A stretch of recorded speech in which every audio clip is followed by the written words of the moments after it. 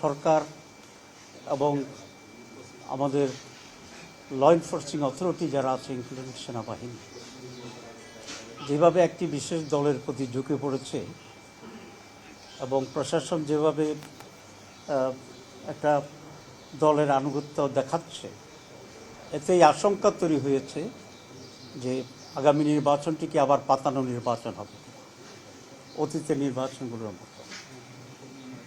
আমরা মনে করি এর ধরনের পাতানো নির্বাচন বাংলাদেশকে ধ্বংসের দিকে নিয়ে যাবে। আমির জামাত যখন তারেক সাহেবের সাথে কথা বলেছিলেন তাকে কন্ট্রোল দেওয়ার সময় উনি যেটা উল্লেখ করেছিলেন যে একটা সুষ্ঠু নির্বাচনের মাধ্যমে যে আউটকামই আসে রেজাল্টে, যারাই মেজরিটি হয়, যারাই গভর্নমেন্টের থেকে যারা অপোজিশন হয়, কিন্তু বাংলাদেশকে এগিয়ে নিয়ে যাওয়ার জন্য আমাদের ভিতরে একটা কমন আন্ডারস্ট্যান্ডিং থাকা উচিত, কোঅপারেশন থাকা উচিত। আমরা মনে করি সেটাও হতে পারে।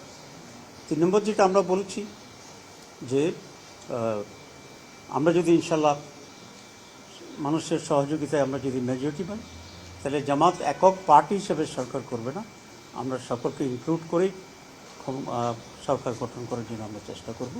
সেটা 2টা পার্ট থাকতে পারে।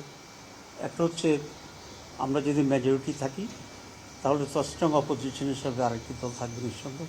আর আমরা যদি একটা বিশাল জোটের মাধ্যমে ইলেকশন করছি বা তারা সকলেই আমাদের সরকারের ভিতরে থাকবে।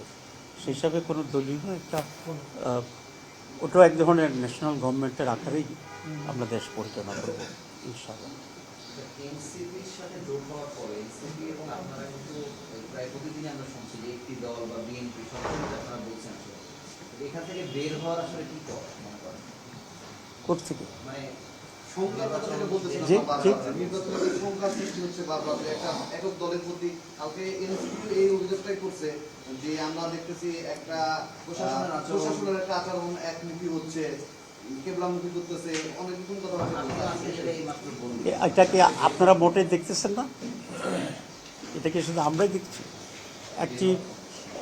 একটা ব্যক্তি আসছে, ওনার সিকিউরিটি অবশ্যই দরকার, আমরা এটা ফিল করি, কিন্তু যে হিসাবে প্রজেকশন হয়েছে এরপরে এখনও যেভাবে প্রজেকশন হচ্ছে, তো এগুলোই তো মানুষকে এক ধরনের মেসেজ দিচ্ছে। ঠিক আছে, সরকারি কর্মকর্তাদের এই সরকারি মেসেজের কারণে আরও কিছু ইন্টারেস্টেড লোকেরা গিয়ে এক ধরনের ইমব্যালেন্স তৈরি করছে। আমার মনে হয় এটা আপনাদের কাছে আমাদের চেয়ে আরও বেশি পরিষ্কার আছে।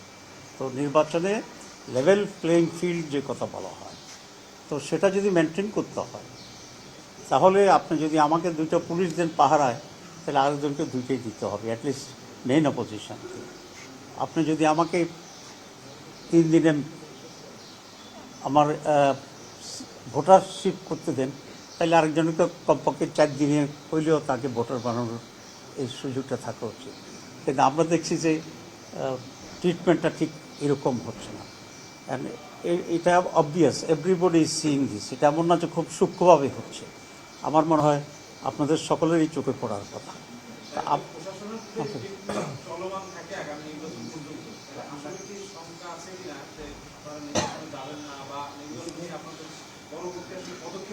না, আমরা এত আগে এটা বলতে চাই না। আমরা আশা করি সরকার এবং ইলেকশন কমিশন এনাফ স্টেপ নেবে একটা সুষ্ঠু নির্বাচনের জন্য, এবং সেই পর্যায় পর্যন্ত যেতে হবে না বলেই আমরা আশা করছি, এবং এই আশার উপর থেকেই আমরা আমাদের চেষ্টা চালিয়ে যাব। Thank you. Very soon, very সুন।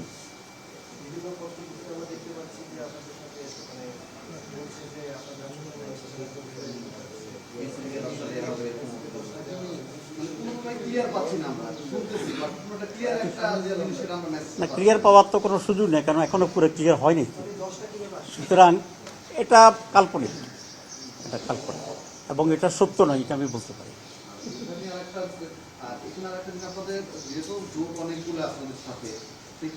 অনেক দল আমাদের সাথে, হ্যাঁ, জোটও আছে। এটা বোধহয় আমরা যদি মেজরিটি পাই তখন এটা ডিসাইড করতে খুব অসুবিধা হবে না। জি, এই যে ঝুঁকে পড়ার প্রশাসন যে একটা দিকে ঝুঁকে যাচ্ছে, এটা কি প্রশাসনকে বাধ্য করা হচ্ছে নাকি তারা উইলিংলি কাজগুলো করছে? আপনাদের না, আমরা মনে করি যে এক ধরনের ইনক্লিনেশনটা হচ্ছে, এবং সেটা সরকার এবং ইলেকশন কমিশনের কিছুটা পক্ষপাতিত্বের কারণে একটা ইমপ্রেশন দেওয়ার জন্য চেষ্টা করা।